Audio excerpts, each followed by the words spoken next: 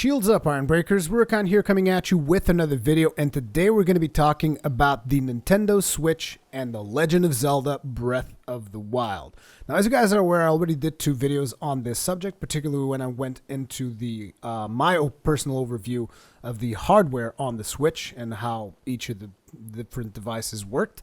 As well as I already did a bit of a preview on The Legend of Zelda. The difference in today's video is that I've actually had a lot more time both with the hardware as well as with the Legend of Zelda video game, and therefore that has obviously allowed me to form a much better opinion on both these topics. And at the same time, we've also had a embargo lift today that allows me to show you guys a whole lot more Legend of Zelda gameplay. So all the footage in this video is going to consist of me playing Legend of Zelda so that you guys get to watch a good chunk of gameplay. However, I'm not going to be commentating on top of that gameplay because I want to talk a little bit about the Switch and then a whole bunch about Legend of Zelda and really just express my opinions of the game so far. So let's start with the Switch itself.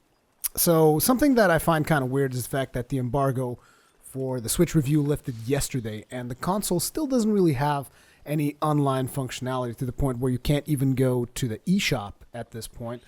So I thought it was kind of a weird timing on lifting that embargo, but at the same time, the way that the console is right now, even without online functionality, is kind of it feels refreshing, particularly in terms of the operating system of the console. And you guys are going to be confused, like, what does he mean by refreshing? Well, it feels refreshing because nowadays, at least for both the PlayStation 4 as well as the Xbox, more so on the Xbox One, whenever you open up whenever you turn on your console, right, you're kind of bombarded with information all over the place. Like, oh, here's the stuff that your friends have been doing on this video game. Like, look at all these trophies that they've won and all these other things that have been happening. Look at the news about this game, and there was this patch, and there was this thing, and that was the other. And now, at this particular moment, I'm talking specifically about the PS4. I mean, the PS4 is actually kind of tame when it comes to its interface. So it's not really a big deal. It is kind of cool seeing like the trophies that your friends have been winning and whatnot. I don't tend to interact a whole lot with that stuff. I just kind of like go to my games and play my games, right? The Xbox, on the other hand, is just like, I'm sorry, I know that I keep harping on this, but that interface is like damn near, I can barely navigate it. I'm not even kidding, guys. I mean, I have a degree in computer science, and I can barely navigate the menu on the Xbox platform. Like, it just, I don't know. Maybe there's something wrong with me, but it's just very unintuitive and very weird how whenever you close something, it kind of stays there, and then you go back, and the thing, it's weird, okay, is what I'm saying.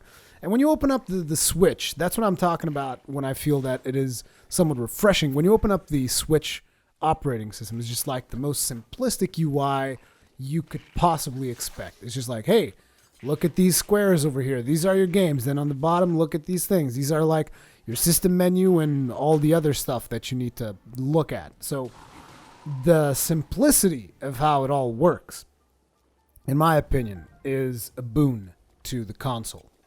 Now, once we get past the operating system, because like I said, there's not a whole lot really to say about the operating system of it at this point, since we still don't have online functionality. Once you go beyond that, the console works pretty much how you would expect. Like, at any point in time, you can put in sleep mode. Sleeping and resuming, I've never had any kind of issue with it. Just, you finish playing whatever game you're playing, it's like you don't even have to bother saving. You can just like hit go to sleep. It's not a problem at all. Never had an issue. And even if there's a blackout or something and you lose power to your home, I mean, assuming that your electricity is competent enough to have it back within a couple of hours, you will never lose progress because the console itself has a battery. So even if you lose power, you should be fine. So the sleep functionality here works better than in most home consoles, where it's like if you suspend something on your PlayStation and then you lose your power, yeah, that's a problem. So definitely if you're suspending other consoles, you're going to have to save and make sure that you're at a spot where the game's like, okay, cool, here's your checkpoint. Whereas on the Switch is like, no, just friggin' put it in sleep. Unless you're planning on not having access to electricity for the next, I don't even know how many hours that thing lasts in suspend mode, but it should last you quite a few. So that is a functionality that I personally really like. Obviously, the functionality of being able to just pick it up at any point in time, taking it with you. I didn't really have a lot of opportunities to do that because I've been kind of stuck home working since I've gotten the Switch. So it's just like I've mostly been playing it on the TV, but I did test it a couple of times, taking it into the living room and all that. Works fine. As a matter of fact, I would even say that the performance when the console is in portable mode, and whenever I'm talking about performance, I am specifically referencing Breath of the Wild because that's the only game I've had access to up until this point.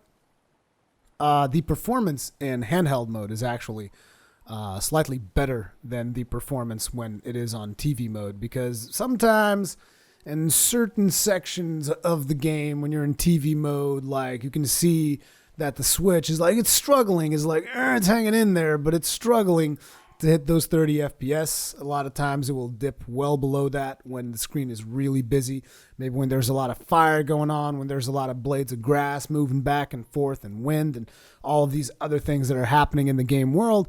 Then yeah, the game will slow down quite a bit. But it's like, it's never been a situation where I can say, oh my god, game was just unplayable. I've never really felt that. And as a matter of fact, whenever I'm fighting, it doesn't really seem to be a problem, at least up until what I've played, which I think I've put like anywhere between 6 to 8 hours into the game at this point. And I've never really felt like, oh my god, I really got killed because frame lag, like because of performance lag or anything. That has not been an issue. And one of the things that I can tell you about it is that even with a little bit of performance hiccups here and there, Zelda is still a game that I have no problem whatsoever recommending to anyone that either owns a Wii U or anyone that is planning on getting a Switch. Like, Zelda is definitely one of the first titles that you will want to play on your Switch because it is just a really good game, in my personal opinion.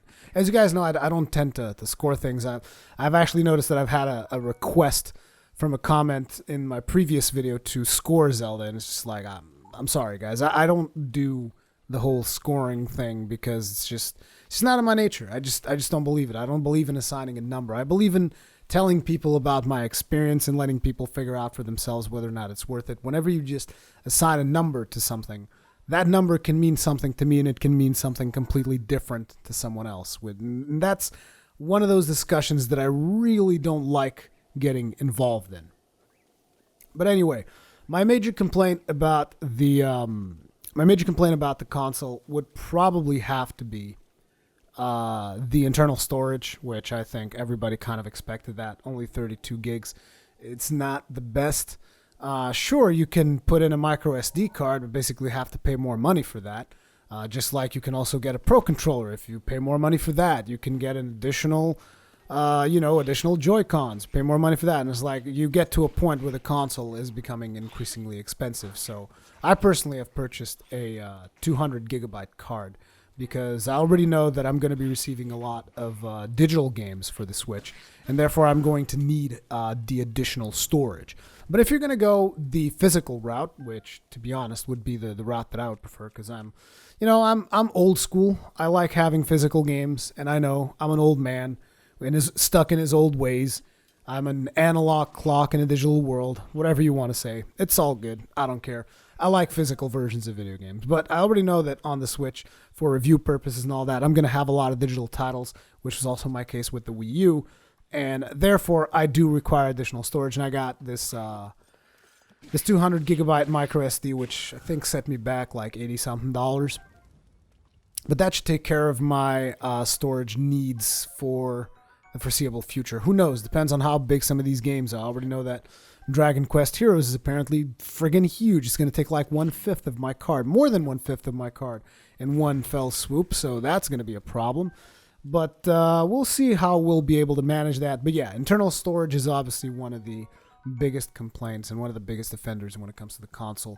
But the fact that you can expand it using a micro SD is pretty convenient. Now, I know there's going to be people that will probably want to say, oh, what about external hard drives? And like I said in my previous video, I don't think that's going to be a thing. Like I told you guys, I tried putting in a USB stick on there, and it didn't even detect it. And as a matter of fact, even the micro SD won't be working until the launch day because it's going to require a patch to it's going to require a patch to be able to use the micro SD. So but that is the internal storage. Other things that I could bring up is Joy-Cons, and I got to tell you, I love the Joy-Cons. And particularly one of the things I like is the fact that you don't have to hold them both together using the Joy-Con grip. So I don't even use the Joy-Con grip at all. Whenever I'm playing the console, I'm playing with the Joy-Cons completely separate. Because like I stated previously, it's just a more comfortable way of playing, and I would advise anyone that gets it, try playing with the Joy-Con separated, because in my opinion, that is the better way of playing that. It is more relaxing. It feels more natural than having a classical controller in your hands. And it's just a great way to play video games. I've been a supporter of this back since the Wii. Like, I know that some of you guys probably weren't around back then, but when I first got my Wii and I started playing video games on the Wii, I noticed, and I've always said to myself, like, this method of controlling, this is the future. You know, it's not these classical controllers. This is the thing. And I always thought that that gaming in general was going to evolve and it was going to change. Like, I remember thinking when I first saw the first game on the Wii that you could actually aim using your Wiimote as opposed to aim using the right stick on a controller or aim using a mouse and keyboard setup.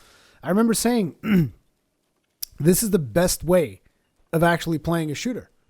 I said this to myself, and I've shown it to friends of mine, and they were all like impressed with the technology. We're talking about the Wii back then, which you need to have the silly little sensor bar on top of your television to make that work. And even back then, I was already saying, like, look, this is 100 times better than either mouse and keyboard or right stick. And I know that there's going to be a lot of people that are going to criticize my stance on that. And they're going to say, you're crazy, and all this motion stuff is garbage, you're just insane. But it's like, that's just people resisting change. You guys are just resisting change. And you might think to yourself that, oh no, this is the way because this is the way that it's always been done. And it's like, you can't think like that. You can't think that, oh, this is what I want because this is the way we've done it this whole time, and this is what I'm used to, and it's either this or it's never going to work, you know? And you can't think like that. You have to think ahead. You have to be open to change. And in my opinion, the Joy-Cons are a good thing. I mean, I kind of feel like the precision of the Joy-Cons when you're like trying to aim and shoot using a bow in... When you're trying to aim and shoot using Link's bow in Zelda Breath of the Wild, the precision sometimes I feel is not quite there. They kind of still expect you to use a bit of a hybrid mode where you use right stick and a little bit of motion just to correct it. I would rather it be full motion, but then again, I also think that there's a lot of people that just aren't ready for that yet. You'll be glad to know that you can turn all that stuff off if you want to. You can just play it typical right stick and not have to worry about motion at all, but I would not advise you because I think there's going to be a lot of games that are going to be using the motion thing, and I really hope that people start experimenting with it and embracing it because I just think there's so much better experiences to be had once we all accept that motion is something that is here to stay. But I don't know. I know that a lot of people still see that as a gimmick, but I just wanted to make sure that I expressed that this is my opinion and this is how I feel about that particular topic. So I love the Joy-Cons. I like playing with them separated. I think it's a much better way than playing with a classical controller. I've always thought that since the Wii. It's not necessarily a new concept that has just popped into my mind because I became a Switch fanboy or whatever. As a matter of fact, I'm sitting here criticizing the fact that the Switch performance leaves something to be desired when it's turned on to the TV and that it's actually better when it's in handheld mode. So let's keep that in mind. The other thing that I would have to criticize about the Switch is the launch lineup. Now, I love Breath of the Wild. I think Breath of the Wild is a fantastic video game. I'm curious about 1-2 Switch. I've played a little bit of 1-2 Switch at a Nintendo event. I haven't gotten to play it in the comfort of my own home yet. But I've played a little bit there, and I thought, yeah, sure, this is a fun thing to, whenever you have non-gamer people around, or maybe even if you have some of your gamer friends, to just mess around and play around a little bit. But 1-2 Switch is an interesting concept, but I wouldn't necessarily call it like the best thing in the launch lineup. The biggest game in the launch lineup is Zelda. Snipper Clips has become a launch game as well, which is a really cool game. But ultimately, I still feel that the launch lineup of the Switch is not the best. And there's a reasoning for it. I've been seeing a lot of videos, listening to a lot of podcasts, and basically everybody's saying that the idea behind the Switch is that the real launch is in the holidays, because when the holidays come around, you're going to have a lot more titles. Like, we're talking Xenoblade, we're talking ARMS, which ARMS is actually a title I'm interested in, but it's not a launch title. So you're talking Xenoblade, you're talking ARMS, you're talking a buttload of indies that Nintendo just recently announced, and there's actually a couple of them in there that I'm interested in. You're talking the friggin' Mario Odyssey, obviously still have the Zelda at that point. So in the holidays is going to be when the lineup is really going to line up. Ha-ha! But yeah, I think in the holidays we're going to have a pretty good lineup for the Switch, but at the start, it's kind of, I think it's kind of hard for a lot of people to justify purchasing the Switch unless they're just like massive fans of Zelda. Which personally, I am a fan of Zelda, and Zelda Breath of the Wild has me completely hooked. Like, I'm just addicted to that world. And why don't we talk a little bit about that? Because we've been talking about the Switch mostly, just talking about the performance. I'm just going over a couple of notes that I have here. So we talked about its performance, the internal storage. I don't think I've mentioned the operating noise. Operating noise is actually really surprising in the fact that it doesn't have any operating noise. It's like, I think it's the most silent console I've ever owned, which, well, I mean, by console, I mean home console. I'm obviously not talking about handhelds, because if we talk about handhelds, I guess the 3DS and the Vita they make less noise. But like the Switch is incredibly silent. Incredibly silent. Yeah, it's incredibly silent when it's running, whether you are running on the TV or if you're running in handheld mode, or if you're running in tabletop mode. Whatever way you are playing the console, it is incredibly silent. As a matter of fact, I had to put the console up to my ear. I put the exhaust of the console next to my ear just to make sure the damn thing was even working. That's how silent it was.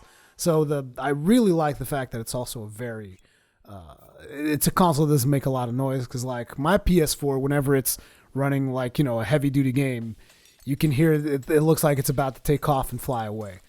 Same thing with most of my other consoles. Whenever you're really pulling for them, you can hear them. And don't even get me started on my PC, which I will have to do noise gating on this recording to make sure that you can't even hear the fans of my PC. So every other device that I have in here, just like tons and tons of noise. So it was a nice surprise to see that the Switch is not noisy at all, which is a good thing. And the other thing, I guess, that I didn't mention is that the design and concept of this console, which I've talked about quite a few times, is just, I love the concept of it. The fact that you can pick it up, take it with you wherever you go is, again, an evolution. It's something in gaming that I guess we've kind of seen it through remote play on the PS4, but I mean, this is an evolution from the fact that there's no exchanging of saves. There's no needing of an internet connection. You just literally pick up the console itself and you take it with you. And sure, you guys can argue, but it's not going to fit in my pocket. And it's like, well, I guess you can fit it in if you put your Joy-Cons in a different pocket and whatnot. But it's like, I would advise you just get yourselves a messenger bag or something like that. I actually have one of those. It's very convenient for whenever I want to take a console with me. Even for my 3DS or Vita, I would always take it in my messenger bag. So for me personally, it's not a problem. But if someone wants to try to take this thing in your pocket, well, good luck, and it's probably not going to last you very long. So I would advise you to get a messenger bag to carry your your Nintendo Switch, and make sure to protect that screen, because that screen, you're going to get it scratched all over the place if you just toss it inside a bag. So make sure that you protect it. Speaking of the screen, I guess we haven't talked that much about the screen quality, but I did mention that in my, I think it was in the Zelda video where I talked about that the pixel density on that screen is good enough, because I know that a lot of people are still hung up on the fact that it's a 720p screen, but for the size, it's perfect. It does everything that you need while still allowing the console to run at a good performance level when you have it with you on the go. So I can assure you, from what I've seen in Zelda, the screen in that thing is not going to be a problem at all. Again, this is from my impressions of Zelda, which is the only thing I've played so far. And speaking of Zelda, now that we've gone over most of the stuff that I wanted to talk about for the Switch, let's now talk about Zelda itself. So, Legend of Zelda Breath of the Wild is going to be quite a different experience than what a lot of these Zelda fans are used to. Like I've told you guys in my previous video, the one Zelda that I've played through the completion was Twilight Princess. I loved it. I've been meaning to play more. I played a little bit of Wind Waker, and I've also recently purchased Ocarina of Time for the 3DS. So those are two titles that I will still eventually get over to playing. But I've played Ocarina in the past, emulated, I think, a lot of years ago. So I remember a bit of Ocarina of Time, and I like that one too. But ultimately, this new Zelda it feels like a departure from a lot of what people expect from Zelda. Like, whenever you get to a Zelda game, it's kind of like you pick something up. It's a big deal. It's like, oh, you got this new sword thing, or you got the boomerang, or you got the ability to have bombs. And usually those are things that kind of stay with you. Now, when it comes to bombs do stay with you. You basically have infinite bombs.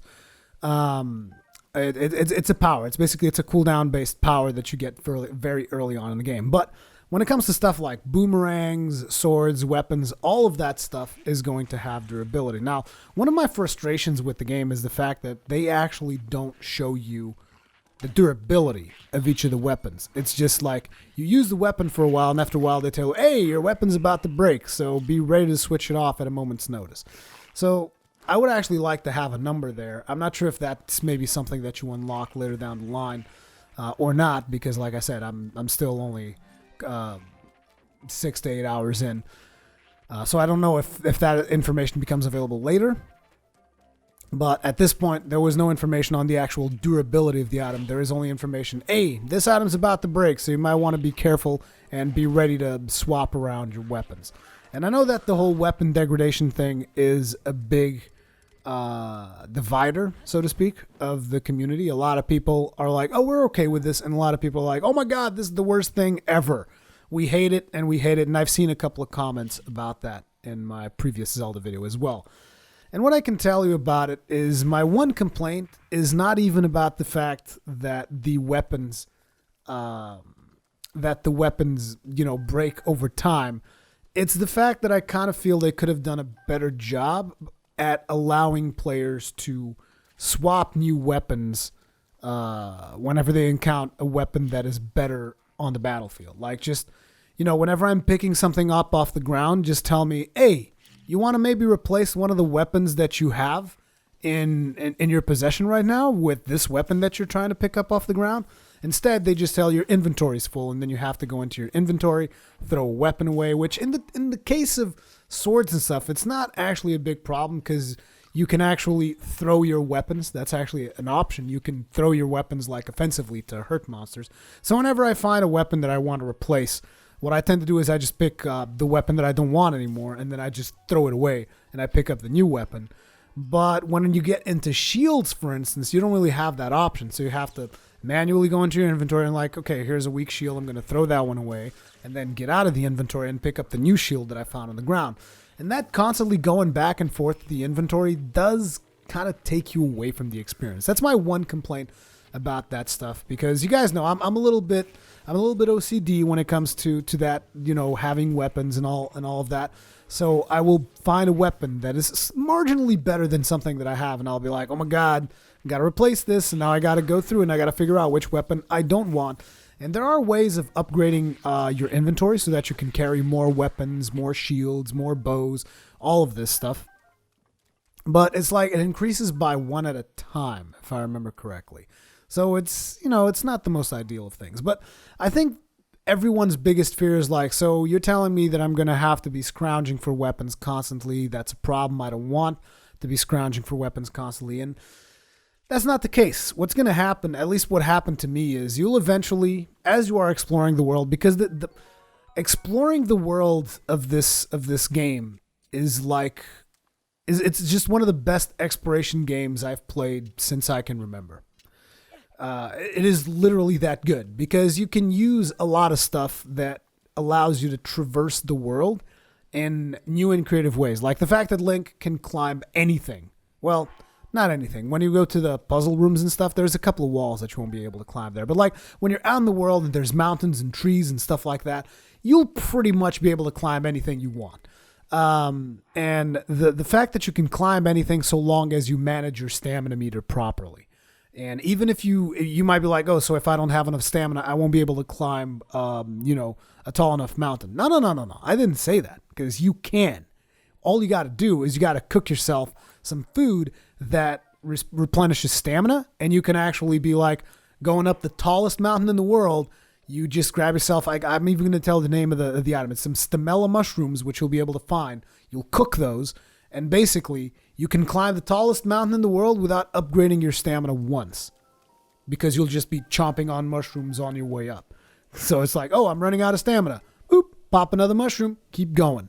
Because if you prepare your food right, you can have Link do a whole wide variety of things. You can gain resistance to stuff. You can make him move faster. You can do a lot of stuff, basically, is what I'm saying. And I don't even want to get into the cooking just yet, because that's like its own thing. I was just getting to the exploration bits. But anyway, as you are exploring this world, because like I said, this world is just going to be something that every player is going to do, or at least the majority of players, you're going to want to explore stuff, because there's a lot of fun stuff to explore in the world. And throughout your explorations, you'll eventually find a camp or a location that just has swords sticking out of the ground. But I found a camp where you had a bunch of bokoblins that happened. They seemed like they were supposed to be a bit stronger than me. But the cool thing about it is even when you run into enemies that are stronger than you, there's usually strategies about stuff that you can do. Like maybe you can detonate some red barrels somewhere and they'll explode and, the monsters will have less health. Maybe you can use your bow and take out some guards. Maybe you can go in for close combat, or maybe you can weaken them in different ways, or maybe you can buff yourself with extra attack. There's multiple ways of tackling each situation, even if your enemy appears to be a lot stronger than you. Or you can just brute force it, which is something that I did with one of the enemies that I encountered. I encountered this enemy, which as soon as I started fighting him, I immediately realized that I shouldn't be fighting him at that point. And the mission that I was sent there to do was actually something that I should have done in stealth instead of engaging upon this much more powerful foe. But naturally, I engaged him and I smashed my face against him until I busted him up. Because, you can do that if you're able to time your dodges perfectly, if you're able to read your opponent and, study your opponent, very much like you do so in Dark Souls, like you study the patterns. Once you know the patterns and you get those down, you're able to avoid them and counterattack and basically fight your way to victory, even against overwhelming odds. So that's something that you can definitely do in Zelda. But anyway, as I was saying, I personally found this camp where you had these higher level bokoblins, and they were all wielding, I think it was knight broadswords. And this is a sword that dealt a significant amount of damage. And therefore, what I did was I marked it on the map, because that's another really cool thing. The fact that you can mark whatever you want on the map, and instead of them marking it for you, it kind of personalizes your experience. Like maybe I'll mark something on a map, because like I was saying, I marked that specific location and I marked the sword on there because hey, whenever I'm low on weapons, I'll just find a shrine that I can port that's close to that camp.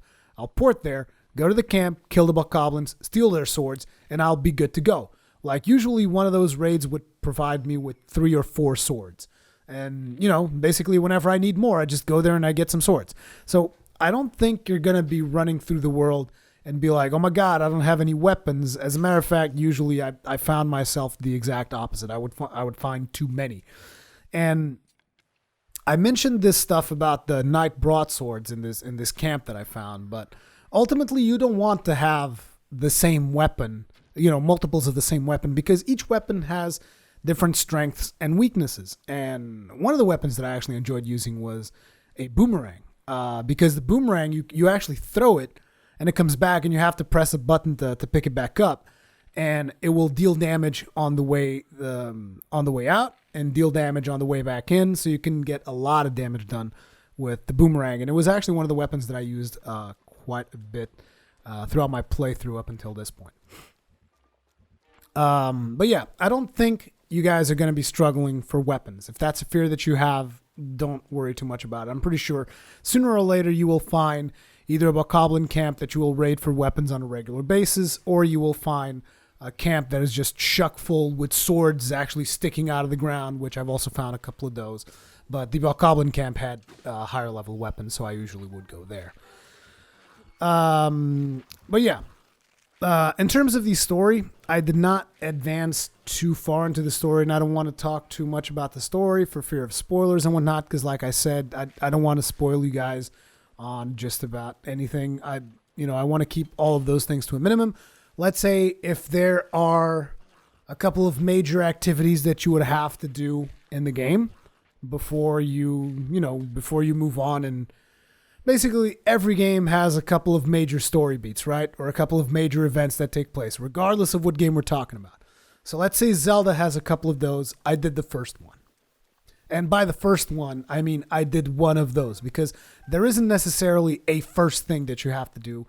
Because once you get out of the tutorial area where they give you all of your powers and they kind of give you all of the basics that you need to venture out into the world, once you get out there, the game is pretty much, hey, from here on, go wherever the hell you want, man. Do whatever the hell you want. Here's what you should be doing. They will give you like a main quest that you can follow, but they'll be like, man, but from this point onwards, you're your own thing, right? And even once you get through that main quest, it gets to a point where it's like, hey, now you have all these things that you can do. You can decide you want to do this, you want to do that. Which one do you want to do? They give you a lot of options, and you can decide for yourself what you like doing most. Now, personally, what I ended up doing is I would just run around through the world because, I wanted to figure out how the open world worked, because, following a storyline, you usually will eventually get to the different plot points, but I can't really talk about those with you guys without spoiling the game. So I wanted to get different experiences that I could tell you guys as stories that would not spoil your experience. So a couple of things that I really enjoyed, and these are going to be, I'm going to be a little bit specific about them, but at the same time, it's going to be something so specific in the game that by the time you get there, you're probably not even going to remember that I've mentioned it. But so I was exploring through stuff, and I would find a character, right? Somewhere in the world.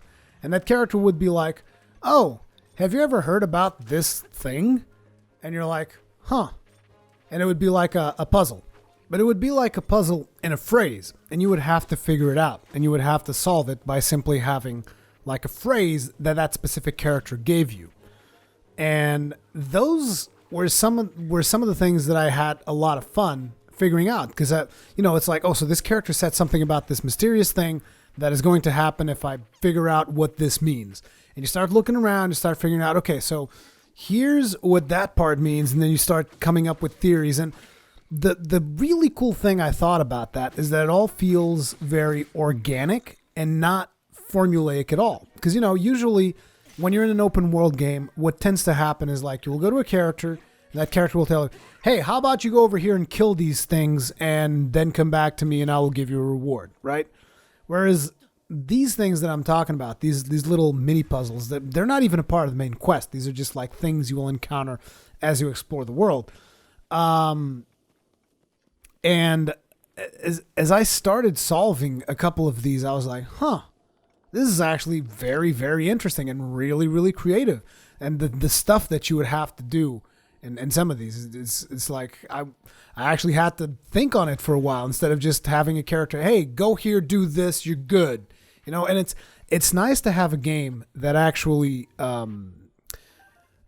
engages with you that way. Instead of just telling you do this. And there's going to be a lot of players, I think, that are going to get to that and they're going to be like, what the fuck does this even mean, man? What are you talking about? I just want to know what I need to do next, and I want to get my skill point or whatever, Skill points. There's not even skill points in Zelda, but I want to get my next orb thing, and I like the fact that there are a couple of these things spread throughout the world where it's just like, hey, throughout all of the time that I've played, I've encountered 2 of those puzzles, and I've encountered one that seemed much more meaningful.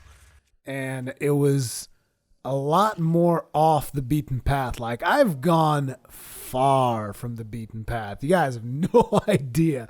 And that's the thing, right? Because when they do traversal as well as they do using the paraglider, which allows you to go to all kinds of different places, also using what was the other thing? Being able to climb to high places, which once again, you can combine those two by climbing to a high place and then gliding down and being able to reach a new area. And, being able to think that way is extremely refreshing, and it's very, very nice.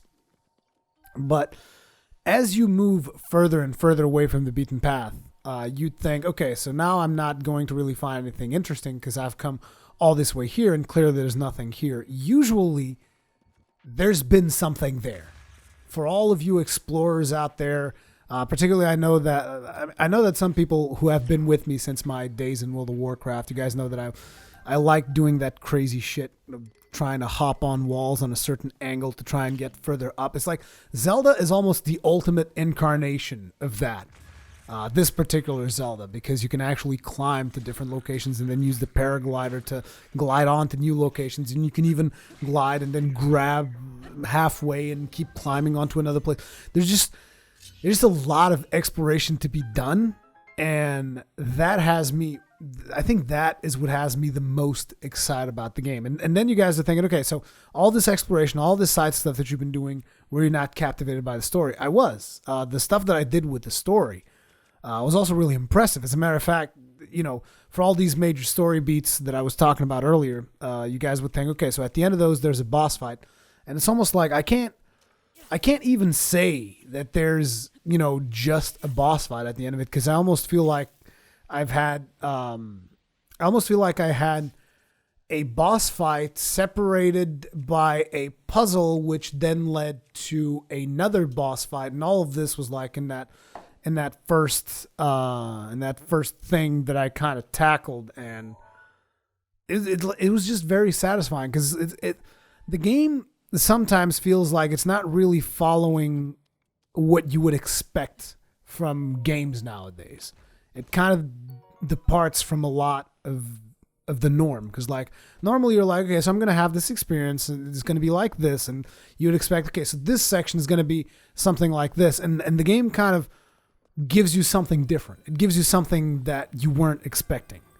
And that's always been pretty much the thing that keeps me going, And it's just, again, it just keeps surprising me at every turn. And it's a joy to play. And it controls well. Like I said, you got the Joy-Cons, the controls work just fine. It might take a little bit to get used to it, particularly because you have certain things that you'll have to do with your powers, and you'll have to do those in real time in certain boss fights or certain engagements that you do, and you'll have to figure out exactly how to use specific powers, on the fly, and sometimes that is going to cause your death. But it's like once you figure it out, and once you get used to, okay, basically what I'm saying is you need to be able to get used to summon your different powers at a moment's notice, and that takes a while for you to get used to it, because it's not something that we're used to. It's like, okay, now I have to go and I have to pick up this power thing, have to do this thing, have to do that other thing. So the second you get your powers in Breath of the Wild, I would say practice using them at a moment's notice, because that is most likely going to come into play at a later date, which is a good thing, because like it keeps the gameplay fresh, using the different powers and the different ways that you can use them. It keeps things fresh, whether it be it for puzzle solving or engaging in combat. It just keeps it fresh, and it's very, very nice. The other thing that I wanted to talk about beyond the powers and the combat itself, there's also the flurry rush thing, which is if you dodge at the exact right time. There's also some kind of shield bash thing that I didn't really explore to its fullest extent. But the combat, it feels fine. Once again, I just wish there was a better way of dealing with replacing the weapons. Like I said, it's like it'd be cool if I was trying to pick something up off the ground instead of them telling me full inventory. It's like, hey, how about you trade one of the weapons that you have for this other one that you're trying to pick up? And that is just like the simplest solution that you could have for something like that, and it would just improve my experience by tenfold, because I'm OCD when it comes to weapons. And if I see a better weapon, I'm like, okay, I have to go through all my weapons, take away the one that's not good, and pick up this better one. And it would be good to have that a little bit more automated. The combat itself, like I said, like I've been talking about, is actually precise enough that you will be able to take on enemies that are tougher than you, that are maybe not appropriate to the amount of heart containers or stamina containers that you've acquired up until that point. And if you're skilled enough with the combat, you're going to be able to basically tackle pretty much most of the enemies in the game. I still don't know exactly how to tackle guardians, like what's the right way to tackle with those spider looking things, because I haven't gotten that far. But you are able to kill them because they take damage. It's just they're also able to one-shot you. And coming up on the one-shot, that is actually something that I enjoy, because from Zelda games, I have to say that I'm usually not expecting, a huge amount of challenge, right? I don't think that, sure, they're challenging figuring out certain boss fights and all that, but you don't expect to like die a whole bunch of times. Like, sure, you'll die 1-2 times to figure out a boss and then you'll be good. But like on here, if you're not paying attention, and if you let like a bokoblin sneak up on you with like a beast of a sword, he's going to one-shot you. It's that simple. And that is a good thing, because it brings more challenge to the gameplay. And I know that some players are going to be frustrated. They're going to be like, oh my God, now send me on this mission and there's this big monster keeps killing me. But it's like there are usually alternative solutions. There is usually, whenever you meet up with a slightly tougher camp of enemies, there will usually be some red barrels in there that you can kind of exploit with fire arrows, or there will be some metal items in there that you can pick up and drop on top of them, or there is usually something that they provide you with to deal with the threat. It's just a matter of you using the tools, all of the tools at your disposal, and not just focusing on hand-to-hand combat, not hand-to-hand, but melee combat every single time you get put into a situation where you're taking out a camp. And that's a good thing. Kind of forcing experimentation on you, forcing you to think in different ways instead of just like smashing your face against something, even though that's something that I excel at and that I tend to do often, and that I've actually done in a couple of situations in Zelda. Them kind of forcing you to think stuff out and think up of new strategies and how you can tackle different challenges. Again, it's something that engages with you on a level that you feel like you're doing a lot more than maybe just checking a checkbox, which, again, is a very positive thing. But I think that's pretty much all I can really say about it without going into spoiler territory, and I have no intention of going into spoiler territory. I plan on continuing to play Zelda. It's just I've been pretty damn busy these past couple of days with work and constant games coming out and all that stuff. But yeah, Zelda is definitely one of those that I would say do not miss out. It is going to be one of the contenders. And it's very weird for me to say this, but because like at the start of the year we have Neo, which I say, oh man, contender for Game of the Year. Then we have Horizon, I say, oh man, contender for Game of the Year. And now we have Zelda, which I'm also going to say, oh man, another contender for Game of the Year. And this is like the third month of the year. So yeah, I'm excited. I'm excited to play more of it. I'm excited to share more of it with you whenever I'm able to. and hopefully you guys are excited to check it out. So leave me all your comments, feedback, all the kinds of good stuff in the comment section below. If you enjoyed this video, hit that like button, helps out a lot. And if you're new, remember to subscribe so that you're always notified whenever I'm live or whenever a video goes up. Thank you guys very much for watching, and I'll see you in the next one.